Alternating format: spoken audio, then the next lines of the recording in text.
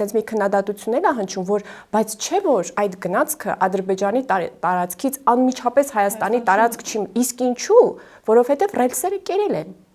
Ռելսերը, այսինքն իրենք ասում են, ինչու՞ չի Ադրբեջանի տարածքից միանգամից Հայաստան մտե։ Ռելսերը չկան։ Եվ երկու տեղում ռելսերը չկան, հա, մեկը Հայաստանի հարավում, Մեղրիով անցնող երկաթուղու գծերը, երբ են դրանք ապամոնտաժվել եւ վաճառվել որպես ջարդոն։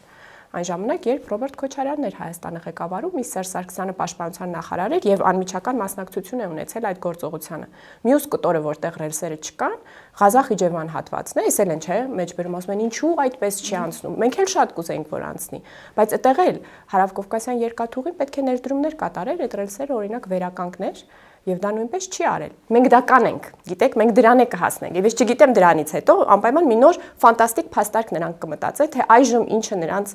ձեռք չի տալիս։ Իհարկե աբսուրդ բաներ են ասում են, պետք է ամեն ինչ միաժամանակ բացվեր։ Լսեք, վատ է, որ մեզ համար արդեն իսկ այն ճանապարհը, որը արդեն իսկ այսօր կա, իսկ դա փաստացի այնպեսին է, որ Ադրբեջանից գնացքը պետք է մտնի Վրաստան, որպեսզի կարողանա մտնի Հայաստան,